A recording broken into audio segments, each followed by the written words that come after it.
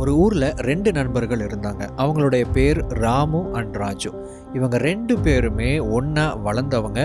இவங்க ஒரு ஜாபுக்கு போய்கிட்டு இருக்கிறாங்க. இவங்களுடைய ஆசை என்ன அப்படின்னா, இவங்க சொந்தமாக ஒரு பிஸ்னஸ் பண்ணணும், நான் ஒரு ஆண்டர்ப்ரனர் ஆகணும் அப்படிங்கிறது இவங்களுடைய ஒரு கனவு.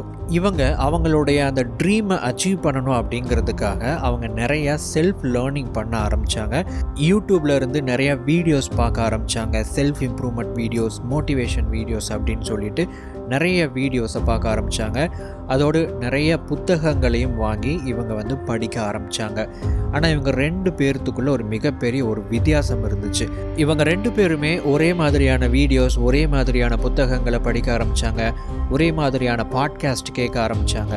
ஆனால் ராமுவுக்கு மட்டும் ஒரு சில விஷயங்கள் நடந்துச்சு. அது என்ன அப்படின்னா, இவங்க எதெல்லாம் கற்றுக்கிட்டாங்களோ, அதாவது இவங்க பார்த்த வீடியோஸ்லேருந்து, படித்த புத்தகங்கள்லேருந்து, பாட்காஸ்ட்லேருந்து எதுலேருந்தெல்லாம் கற்றுக்கிட்டாங்களோ அவருக்கு அப்பப்போ சில ஐடியாஸ் ஸ்ட்ரைக் அவுட் ஆக ஆரம்பிச்சது. ஆனால் ராஜுவுக்கு இந்த மாதிரி எதுவுமே நடக்கலை. ராமு கிட்ட இன்னொரு பழக்கமும் இருந்துச்சு. அவர் என்னென்ன விஷயங்களை கற்றுக்கிட்டாரோ, அவர் கற்றுக்கிட்ட விஷயங்கள்லாம் எது ரொம்ப வேல்யூபிள், ரொம்ப முக்கியம் அப்படின்னு அவருக்கு பட்டுச்சோ அந்த விஷயங்களை உடனே இம்ப்ளிமெண்ட் பண்ண ஆரம்பித்தார். அது ஒரு சின்ன பழக்கத்தில் இருந்து ஒவ்வொரு விஷயத்த மாற்ற ஆரம்பித்தார். ஒவ்வொரு புது புது விஷயங்களை செய்ய ஆரம்பித்தார். இதே மாதிரி கிட்டத்தட்ட 2 வருஷம் இவங்க 2 பேரும் ஒரே மாதிரியான விஷயங்களை செஞ்சுக்கிட்டு இருக்கிறாங்க. ஒரு கட்டத்துக்கு அப்புறம் ராமு அவருடைய சொந்த பிஸ்னஸை முதல் முறையாக ஆரம்பிக்கிறாரு. ஆனால் ராஜு முதல்ல எப்படி இருந்தாரோ அதே மாதிரி தான் இப்போவும் இருந்தார். இந்த கதையை உங்களுடைய வாழ்க்கையோடு நீங்கள் கம்பேர் பண்ணி பாருங்கள். நீங்களும் இந்த மாதிரியான வீடியோஸை, புத்தகங்களை, பாட்காஸ்ட்டை கேட்குறதுக்கான நோக்கம் என்ன அப்படின்னா, எப்படி ராமு அண்ட் ராஜுக்கு சொந்தமாக பிஸ்னஸ் பண்ணணும்னு ஒரு கோல் இருந்துச்சோ, ஒரு ட்ரீம் இருந்துச்சோ, அதே மாதிரி நீங்களும் ஏதாவது பண்ணணும் அப்படின்னு உங்களுக்கும் சில இலக்குகள், கனவுகள் இருந்திருக்கலாம். ஆனால் எப்படி ராமுனால் அச்சீவ் பண்ணப்பட்ட ஒரு விஷயம் ராஜுனால் முடியாமல் போச்சு அப்படின்னு கேட்டிங்கன்னா, ராமு அப்படிங்கிறவர் டம்ப்ட் நாலேஜ் எஃபெக்ட் அப்படிங்கிற ஒரு விஷயத்தை தவிர்த்துக்கிட்டே வந்தார். ஆனால் ராஜு டம்ப்ட் நாலேஜ் எஃபெக்ட் அப்படின்னு சொல்லப்படுற ஒரு விளைவை தனக்குள்ளே அனுமதிச்சுக்கிட்டே வந்தார். அதுதான் இவங்க 2 பேர்த்துக்குமான வித்தியாசம். அது என்னது டம்ப்ட் நாலேஜ் எஃபெக்ட்? ராமு ராஜும் ஒரே மாதிரியான வீடியோஸ் தான், ஒரே மாதிரியான புத்தகங்கள், ஒரே மாதிரியான செல்ஃப் லேர்னிங் தான் பண்ணினாங்க.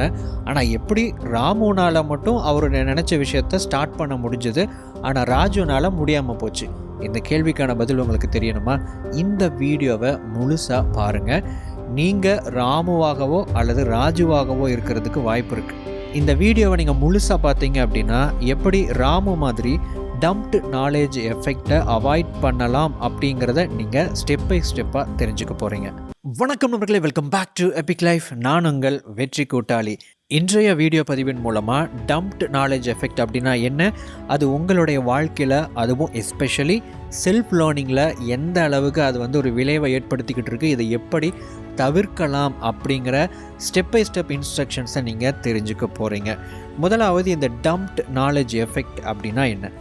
முழுமையற்ற மற்றும் எண்ணற்ற தகவல்களின் தேக்கம். இதுதான் டம்ப்ட் நாலேஜ் எஃபெக்ட். ஒரு குப்பை தொட்டியில் எப்படி குப்பையை ரொம்ப அதிக அளவில் அதிகமாக அழுத்தி தேக்கி வச்சுருப்பாங்களோ, அந்த மாதிரி அதிகமான அறிவை நாம் தேக்கி வைக்கிறதுனால அது நமக்கு சில விளைவுகளை ஏற்படுத்துது. என்னென்ன விளைவுகளை ஏற்படுத்துது அப்படின்னா, நாலேஜ் கேப் அப்படின்னு சொல்லுவாங்க. நாலேஜ் கேப் அப்படின்னா உங்களுக்கு என்ன தெரியும் அப்படிங்கிறது, நீங்கள் என்ன செஞ்சுக்கிட்டு இருக்கிறீங்க அப்படிங்கிறதுக்கான 2க்கும் நடுவில் இருக்கக்கூடிய இடைவெளி, அதுதான் அந்த கேப் அப்படிங்கிறது. இந்த கேப் பெருசாகிக்கிட்டே போகும். அதாவது நீங்கள் நிறைய தெரிஞ்சுக்கிட்டே போவீங்க, ஆனால் இம்ப்ளிமெண்டேஷன் ரொம்ப கம்மியாக இருக்கும். பட் இதனால் என்ன விளைவு அப்படின்னு கேட்டிங்கன்னா, நீங்கள் எதற்காக எல்லா விஷயங்களையும் கற்றுக்குறீங்க, தெரிஞ்சுக்கிறீங்க அப்படின்னா செயல்படுத்தணும் அப்படிங்கிறதுக்காக தான். ஆனால் இந்த செயல்பாடுகள் குறைஞ்சு போய் நீங்கள் அந்த அறிவை தேக்கி வச்சுக்கிற விஷயம் மட்டும் அதிகமாக இருக்கும். உங்கள்கிட்ட நிறைய அறிவு இருக்கும், நிறைய விஷயங்களை நீங்கள் தெரிஞ்சு வச்சுருப்பீங்க, ஆனால் அது உங்களுக்கு பயனற்றதாக இருக்கும். 2வது, நாம் கற்றுக்கிற இந்த அறிவு அப்படிங்கிறது முழுமையற்றதாக இருக்கும்போது இது இன்ஸ்பிரேஷன் அப்படிங்கிற ஒரு விஷயம் அந்த இடத்துல இருக்காது. அதாவது உங்ககிட்ட என்ன தான் ஐடியாஸ் கிடைச்சாலும் அதை இம்ப்ளிமெண்ட் பண்ணுறதுக்கான ஒரு இன்ஸ்பிரேஷன் அப்படிங்கிறது இருக்காது. 2வது, நீங்கள் நிறைய விஷயங்களை கற்றுக்கிட்டே போகும்போது உங்களுக்கு பிரயோஜனம் இல்லாத யூஸ்லெஸ் இன்ஃபர்மேஷனையும் சேர்த்து நீங்கள் டம்ப் பண்ண ஆரம்பிப்பீங்க. கொஞ்சம் யோசிச்சு பாருங்களேன் உங்களுடைய லைஃப்பை. நீங்கள் நிறைய விஷயங்களை வந்து கற்றுக்கிட்டே இருக்கிறீங்க. உங்கள் லைஃப்பில் எஃபெக்டிவ் லேர்னிங் அப்படின்னு சொல்லப்படுற ஒரு விஷயம் நடந்தால் எப்படி இருக்கும்? அதாவது நீங்கள் கற்றுக்கிற விஷயத்துலேருந்து உங்களுக்கு நிறைய ஐடியாஸ் ஸ்ட்ரைக் அவுட் ஆகிட்டே இருக்குது. நீங்கள் அதை இம்ப்ளிமெண்ட் பண்ணிக்கிட்டே இருந்தீங்கன்னா, அதுவும் இது வரைக்கும் பண்ணாத அளவில் அதிக அளவில் ஐடியாஸை இம்ப்ளிமெண்ட் பண்ண ஆரம்பிச்சிங்கன்னா, இந்த 2022 உங்களுடைய வாழ்க்கை எப்படியெல்லாம் மாறும் கொஞ்சம் யோசிச்சு பாருங்களேன். சரி, இது எப்படி அடையிறது, இந்த டம்ப்டு நாலேஜ் எஃபெக்டை எப்படி அவாய்ட் பண்ணுறது அப்படின்னு இப்போ பார்க்கலாம். உங்களுடைய செல்ஃப் லேர்னிங்கை ரொம்ப எஃபெக்டிவாக பண்ணுறதுக்கான 3 steps. Step number 1, choosing the right content. Content அப்படின்னா என்னங்க? ஒரு விஷயத்தை கற்றுக்கிறதுக்கு ஒரு டூலாக பயன்படுறது தான் வந்து ஒரு கண்டென்ட். இந்த வீடியோ அப்படிங்கிறது ஒரு கண்டென்ட். ஒரு புக்கில் இருக்கக்கூடிய ஒரு நாலேஜ் அப்படிங்கிறது ஒரு கண்டென்ட். பாட்காஸ்ட் கேட்குறீங்க இல்லையா, அது வந்து ஒரு கண்டென்ட். ஆடியோ புக் கேட்குறீங்க இல்லையா, அது வந்து ஒரு கண்டென்ட். ஸோ இது எல்லாமே நீங்கள் சுயமாக தனிப்பட்ட முறையில் கற்றுக்கொள்வதற்காக பயன்படுத்தப்படுகிற கண்டென்ட் அல்லது கருவி அப்படின்னு சொல்லலாம். இந்த கருவி சரியான ஒரு டூலாக இருந்துச்சுன்னா, ரைட் கண்டென்ட்டாக இருந்துச்சுன்னா, உங்களுடைய செல்ஃப் லேர்னிங் அப்படிங்கிறது எஃபெக்டிவாக இருக்கும். சரி, சரியான கண்டென்ட்டை எப்படி நாம் தேர்ந்தெடுக்கிறது அப்படின்னு பார்த்தீங்கன்னா, முதலாவது உங்களுக்கு என்ன டாபிக் வேணும், என்ன சப்ஜெக்ட் வேணுங்கிறது உங்களுக்கு முதல்ல தெரிஞ்சிருக்கணும். எனக்கு நிறையா தெரிஞ்சுக்கணுங்க, எல்லாத்தையும் தெரிஞ்சு வச்சுக்கணும் அப்படின்னு நீங்கள் நினச்சிங்கன்னா, நீங்கள் வந்து ஒரு ஜிகே புக்கு மாதிரி ஆயிருப்பீங்க. உங்ககிட்ட எல்லா கேள்விகளும் இருக்கும், எல்லா பதில்களும் இருக்கும். ஆனால் அதை வச்சு என்ன பண்ணுறது? ஜஸ்ட் ரீட் பண்ணிக்கிட்டு போயிட்டே இருக்க வேண்டியதான். அந்த மாதிரி ஆயிரும். உங்களுக்கு என்ன தேவை, நீங்கள் இப்போது என்ன பண்ணிக்கிட்டு இருக்கிறீங்க, நீங்கள் ஃப்யூச்சரில் என்ன பண்ண போகிறீங்க அப்படிங்கிறது உங்களுக்கு முதல்ல தெளிவாக தெரியணும். ரெண்டாவது, அதற்கு தேவையான சப்ஜெக்ட் என்னென்ன விஷயங்கள் தேவைப்படுது.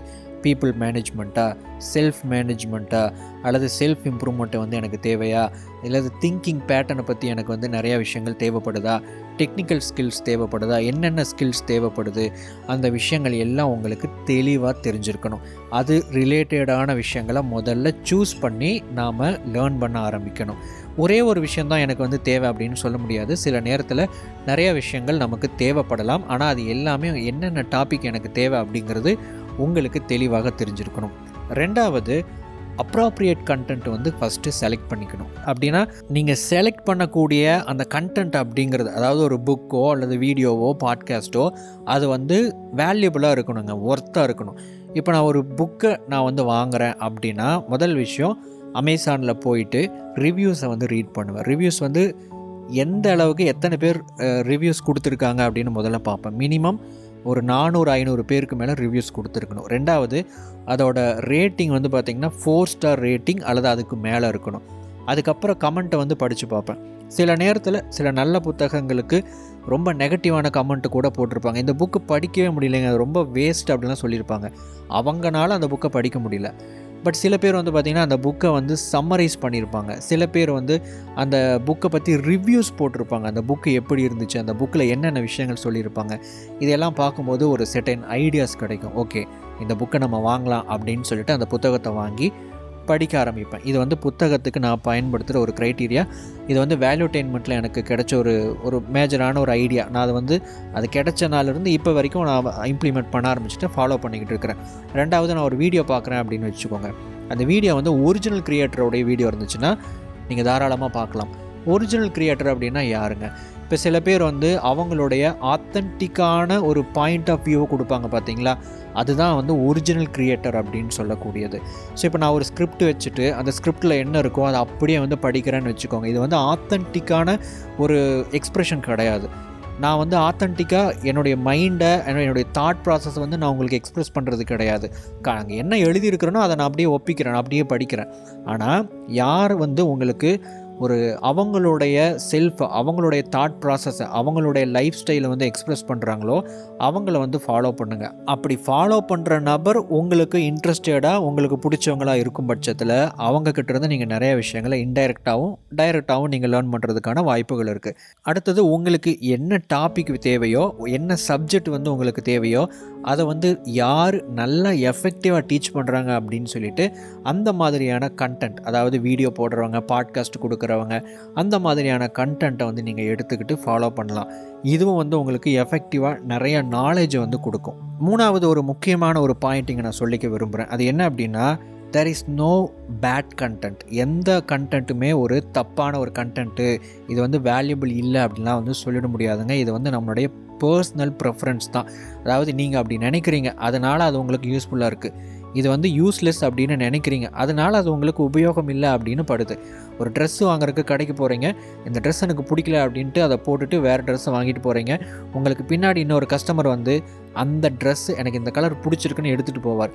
அப்படின்னா உண்மையாகவே அந்த ட்ரெஸ்ஸு வந்து வேஸ்ட்டாக? இல்லை, உங்களுக்கு அதை பிடிக்கல, அவ்வளோதான். ஸோ இந்த இடத்துல என்ன நான் சொல்ல வரேன் அப்படின்னா, உங்களுக்கு எது ஆப்டாக இருக்கோ, உங்களுக்கு எது பிடிச்சிருக்கோ, உங்களுக்கு எது இன்ஸ்பயர் பண்ணுதோ, உங்களுக்கு எது கற்றுக் கொடுக்குதோ, அது வந்து சரியான கண்டென்ட்னு ஜென்ரலாக எடுத்துக்கலாம். இதையும் கருத்தில் எடுத்துக்கோங்க. Step number 2, active learning.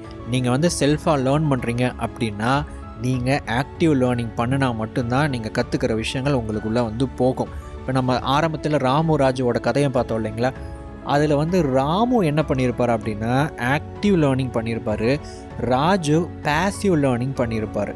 அது என்னது ஆக்டிவ் லேர்னிங் பேசிவ் லேர்னிங் அப்படின்னா, ஆக்டிவ் லேர்னிங்னா நீங்கள் இந்த வீடியோ பார்த்துக்கிட்டு இருக்கிறீங்க, உங்களுடைய முழு கவனமும் இந்த வீடியோவில் என்ன சொல்கிறாங்க அப்படிங்கிற விஷயத்த தொடர்ச்சியாக நீங்கள் வந்து காது கொடுத்து கேட்டுக்கிட்டே இருக்கிறீங்க, அதோடு நீங்கள் பயணிக்கிறீங்கன்னா ஆக்டிவ் லேர்னிங். இல்லை உங்களுடைய மைண்டு வந்து அங்கங்கே தாழ்கிட்டு இருக்குது, நிறையா கமெண்ட்ஸை பார்த்துக்கிட்டு இருக்கிறீங்க, அடுத்த வீடியோ என்ன இருக்குதுன்னு பார்த்துக்கிட்டு இருக்கிறீங்க, அல்லது வேறு யார் கூடவோ பேசிக்கிட்டு இருக்கிறீங்க, நீங்கள் பாட்டுக்கு ஏதோ ஒரு வேலையை செஞ்சுட்டு இந்த வீடியோவோ ஆடியோவோ நீங்கள் கேட்டுக்கிட்டு இருக்கிறீங்க அப்படிங்கிற பட்சத்தில் இது பேசிவ் லேர்னிங் அப்படின்னு அர்த்தம். ஸோ நீங்கள் ஆக்டிவ் லேர்னிங் பண்ணணும் அப்படின்னா அதுக்கு சில ப்ரொசீஜர்ஸ். முதலாவது ஃபோக்கஸ்டு லிசனிங் ஆர் ரீடிங். நீங்கள் வந்து ஒரு புத்தகத்தை படித்தாலும், ஒரு பாட்காஸ்ட்டை கேட்டாலும், ஒரு வீடியோ பார்த்தாலும் ஃபோக்கஸ்டாக இருக்கணும்.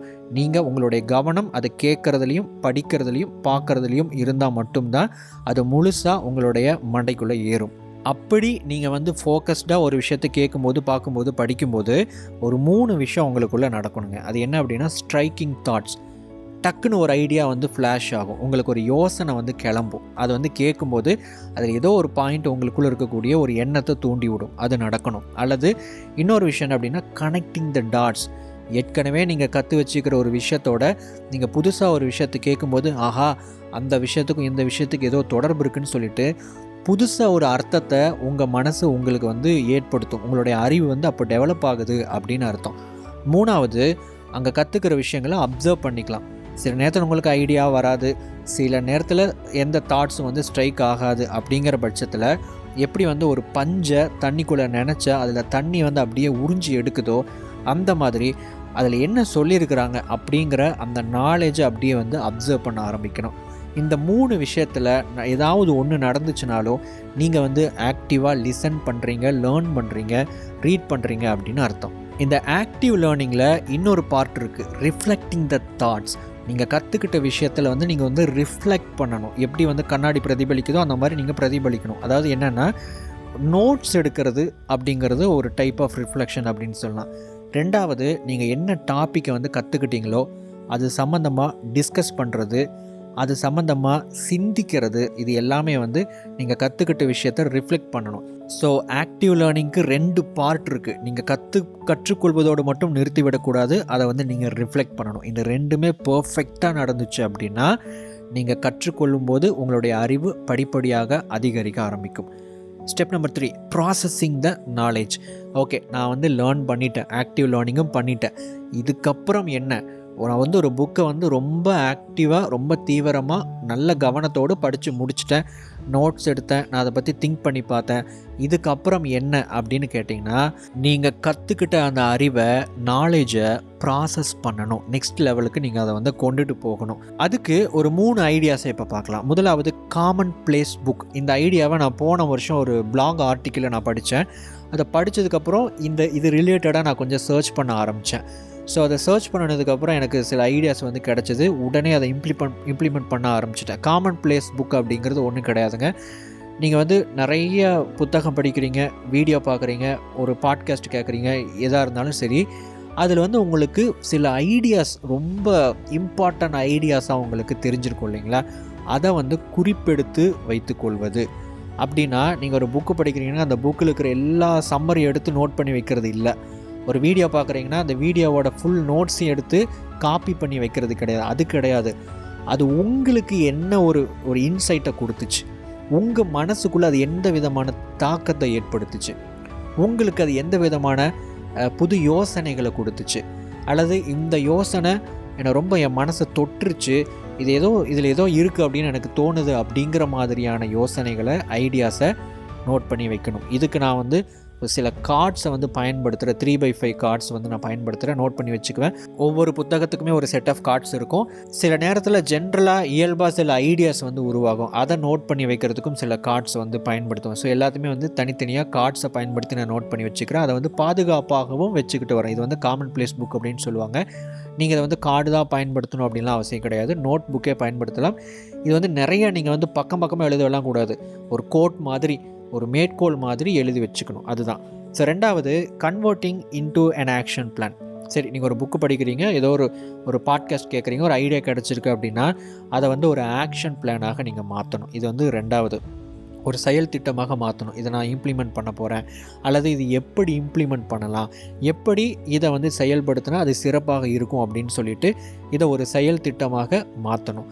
மூணாவது, டெவலப்பிங் எ தாட் ஹேபிட் அப்படின்னா, இப்போ நீங்கள் சில புத்தகத்தில் ஒரு ஆக்ஷன் பிளான் அப்படிங்கிறத தாண்டி தாட் ஹேபிட்டை பற்றி சொல்லியிருப்பாங்க. நீங்கள் பாசிட்டிவாக திங்க் பண்ணுங்கள், ஃபிலசாஃபிக்கலாக திங்க் பண்ணுங்கள், அடுத்த முறை ஏதாவது ஒரு விஷயம் உங்களுக்கு நடக்கும்போது எல்லாம் நன்மைக்கே அப்படின்னு எடுத்துக்கோங்க, இதுவும் கடந்து போகும் அப்படின்னு எடுத்துக்கோங்க அப்படின்னு நீங்கள் படித்து போயிருப்பீங்க நிறையா தடவை. ஆனால் நீங்கள் அந்த ரியல் சிச்சுவேஷனில் இருக்கும்போது இது உங்களுக்கு ஞாபகம் வந்திருக்காது. நீங்கள் என்ன பண்ணணும்னா இதை ஞாபகப்படுத்தணும். ஸோ ஒரு தாட் ஹேபிட்டை நீங்கள் டெவலப் பண்ணணும். அதாவது இதை நான் இப்படி யோசிக்கணும், இந்த சிச்சுவேஷனில் இப்படி நான் சிந்திக்கணும், அல்லது நான் இந்த மாதிரி பண்ணணும் அப்படின்னு சொல்லிட்டு நீங்கள் ஒரு தாட், ஒரு எண்ண பழக்கத்தை நீங்கள் ஏற்படுத்த வேண்டும். ஸோ ஏதோ ஒரு விதத்தில் அது ஆக்ஷனாகவோ தாட்டாகவோ அல்லது அந்த நாலேஜை அப்படியே உங்களுக்கு புரிகிற மாதிரி கன்வே பண்ணுற காமன் பிளேஸ் புக்காகவோ நீங்கள் ஒரு புக்கையோ ஒரு பாட்காஸ்ட்டையோ ஒரு முக்கியமான வீடியோ கோர்ஸை கம்ப்ளீட் பண்ணினதுக்கப்புறம் நீங்கள் இதை பண்ணணும். ஸோ இந்த 3 ப்ராசஸை 3 ஸ்டெப்ஸை நீங்கள் பண்ணீங்க அப்படின்னா உங்களுக்கு நிறைய விஷயங்கள் தெரிஞ்சிருந்தாலும் அது உங்களுக்கு பிரயோஜனமாக இருக்கும். அது இல்லை அப்படிங்கிற பட்சத்தில் உங்களுக்கு தேவையில்லாத எக்கச்சக்கமான ஐடியாஸை, எக்கச்சக்கமான அறிவுகளை தேக்கி வச்சிருக்கிற வெறும் டம்ப்ட் நாலேஜ் எஃபெக்டாக இருக்கும். நண்பர்களே, நீங்கள் செல்ஃபாக லேர்ன் பண்ணிக்கிட்டு இருக்கிறீங்க, நீங்கள் வாழ்க்கையில் முன்னேறணும் அப்படின்னு நினச்சிங்கன்னா நீங்கள் ஒரு விஷயத்தோடு போராடணும், ஒரு விஷயத்தை நீங்கள் எப்போவும் தவிர்க்க முயற்சி பண்ணிக்கிட்டே இருக்கணும். அதுதான் இந்த டம்ப்ட் நாலேஜ் எஃபெக்ட். இந்த வீடியோ உங்களுக்கு பிரயோஜனமாக இருந்திருக்கும் அப்படின்னு நம்புகிறேன். அடுத்த வீடியோ பதிவில் மேலும் ஒரு பயனுள்ள தகவலோடு உங்களை சந்திக்கிறேன். தேங்க்ஸ் ஃபார் வாட்சிங்.